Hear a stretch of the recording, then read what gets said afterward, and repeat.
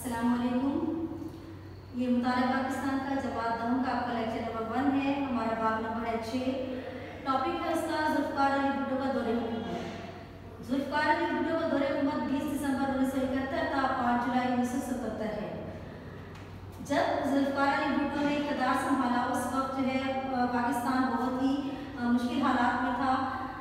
मशरक़ी पाकिस्तान और मगरबी पाकिस्तान में 2 हिस्सों में पाकिस्तान तकसीम हो चुका था 1971 की जंग के बाद, जिसकी वजह से मुल्की हालात बहुत ज़्यादा ख़राब थे।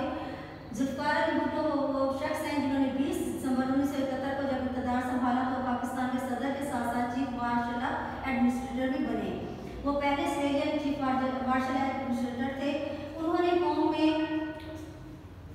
एक नई रूप पैदा करने के लिए और मुश्किल हालात का मुकाबला करने के लिए अवाम को अपनी पॉलिसी से रोशनास कराने के लिए पहली तकरीर में कहा कि मैं इस वक्त में आया हूँ जब पाकिस्तान तारीख़ पाकिस्तान एक फैसलाकुन मोड़ पर पहुँच चुकी है। मुझे नया और तरक्की पसंद पाकिस्तान बनाना है और पाकिस्तान जिसका ख्वाब कायद-ए-आज़म ने देखा था। मेरा यकीन है कि ये पाकिस्तान ज़रूर बनकर रहेगा। इस सिलसिले में उन्होंने बहुत सारी इस्लाहात की और उन इस्लाहात का तज़किरा हम करेंगे कि 1971 से 77 के दौरान माशी इस्लाहात के अहम पहलू क्या थे। पहली इस्लाह जो उन्होंने की वो सनत और कौमी तहवील में लेना। 1971 से कबल जितनी भी सनतें थीं उनके 60% सनती असासे और 80% इंश्योरेंस का कारोबार सिर्फ 22 सरमायादार खानदानों में की मलकियत था। यानी कि हमारे पूरे पाकिस्तान को कंट्रोल करने वाले सिर्फ 22 खानदान थे। 22 दिसंबर 1971 को भुट्टो ने जो सरमाया खानदान थे, जो 22 सरमायादार खानदान थे और जो सनतों को चला रहे थे, उनके पासपोर्ट जब्त कर लिए और जो 19 कंपनियां थीं जिनकी 10 करोड़ से ज़ायद सनतें थीं, उनके सनती लाइसेंस को गैर कानूनी करार दे दिया और उनको मनसूख कर दिया। दरअसल जुल्फ़िकार अली भुट्टो पाकिस्तान में सनती तरक्की और इस्तेहकाम को आवाम के लिए ज़रूरी ख्याल करते थे। इनके दिल में अवाम की भलाई का जज्बा था और वो सरमायादारों यानी दौलतमंदों और उनके कारखानादारों की पॉलिसी से इत्तफाक नहीं करते थे। इसलिए उन्होंने 2 जनवरी 1972 को एक आर्डिनेंस का इजरा किया, एक आर्डिनेंस जारी किया जिसके तहत 10 बड़ी सनतें सरकारी कंट्रोल में लेने का फैसला किया गया।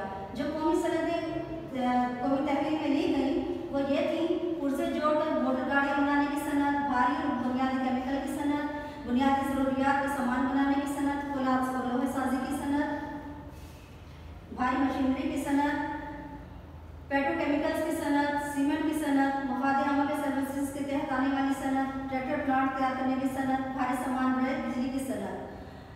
सनती इस्लाहात के तहत 20 सनती इदारों के डायरेक्टर को भी बरतरफ कर दिया गया और उनकी मैनेजिंग एजेंसियां ख़त्म कर दी गई।